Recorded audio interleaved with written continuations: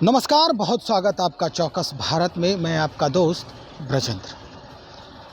लोकसभा में जिस तरह से हमलावर दिखे ललन सिंह यानी जदयू के राष्ट्रीय अध्यक्ष भारतीय जनता पार्टी पर, और उसके बाद बातों के तीर लगातार चलते रहे और कयासों के बाजार गर्म दिख रहे हैं। अब ये बात जो है प्रदेश अध्यक्ष सम्राट चौधरी को रास नहीं आई और जैसे ही वो कार्यालय आए मीडिया ने सवालों की बौछार कर दी और इन्हीं सवालों पर जवाब देते हुए जिस तरह से हमलावर हुए हैं सम्राट चौधरी, क्या कुछ कह रहे हैं, सबसे पहले हम वो सुनते हैं। हमारे संगठन के कार्य लोकसभा में और कैसे वोट को बढ़ाना है।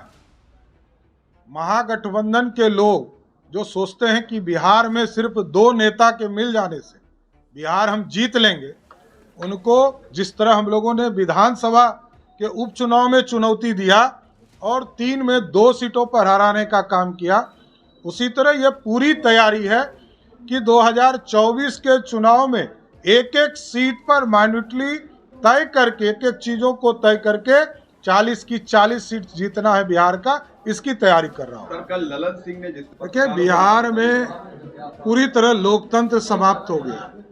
नीतीश कुमार की सरकार लगातार अपराधी के तरह, गुंडे की तरह बर्ताव कर रहे हैं। हमारे पूर्व जिलाध्यक्ष, पूर्व वहां के प्रत्याशी रोहित पांडे, जो भागलपुर में शांतिपूर्वक धरना दे रहे थे, उनको जिस तरह उठाकर पीटने का काम किया गया, लाठी चलाने का काम किया गया, मीडिया के साथी वहां उपस्थित थे, उनको भी पीटने का काम किया गया। ये लोकतंत्र की हत्या है। लोकतंत्र को शर्मसार करा रहे हैं नीतीश कुमार जी। लगातार जिस तरह बिहार में घटना घट रही है, नीतीश कुमार जी को नैतिकता यदि शर्म लगता हो तो तुरंत इस्तीफा करना चाहिए। लोकतंत्र है, पूरा दुनिया देख रहा है कि जनता दल यूनाइटेड के नेता किस तरह का बयान दे रहे हैं और किस तरह का बोली बोल रहे हैं। ये पूरी तरह हिंदुस्तान ने देखा कि लोकसभा, जो सबसे बड़ा संसद भवन है हमारा, जो लोकतंत्र का मंदिर है, किस तरह एक सीनियर मेंबर के साथ जनता दल यूनाइटेड के राष्ट्रीय अध्यक्ष ने बर्ताव किया, ये पूरी तरह जगजाहिर है।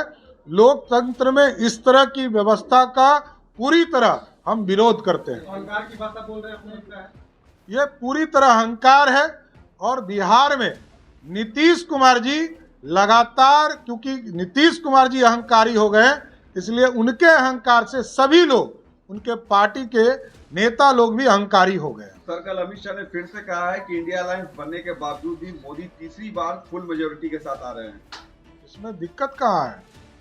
पूरे देश की जनता नरेंद्र मोदी जी के साथ है और नरेंद्र मोदी जी के नेतृत्व में फिर से हम तीसरी बार लोकसभा में जीत कर आएंगे और भारत की सरकार बनाने का काम करेंगे। तो सुन लिया आपने कैसे उन्होंने कहा है कि लोकसभा में अब इस बार जो देखने को मिलेगा, जो एक भी सीट जो है उनके नसीब नहीं होगी।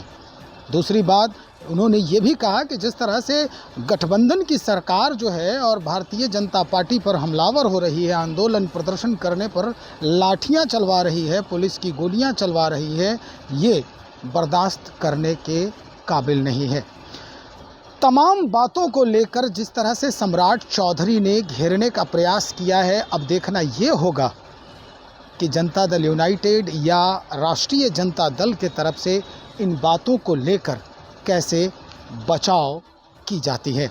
हम वहाँ भी पहुँचने का प्रयास कर रहे हैं। तब तक इंतज़ार करें, बने रहें हमारे साथ। बहुत शुक्रिया आपका।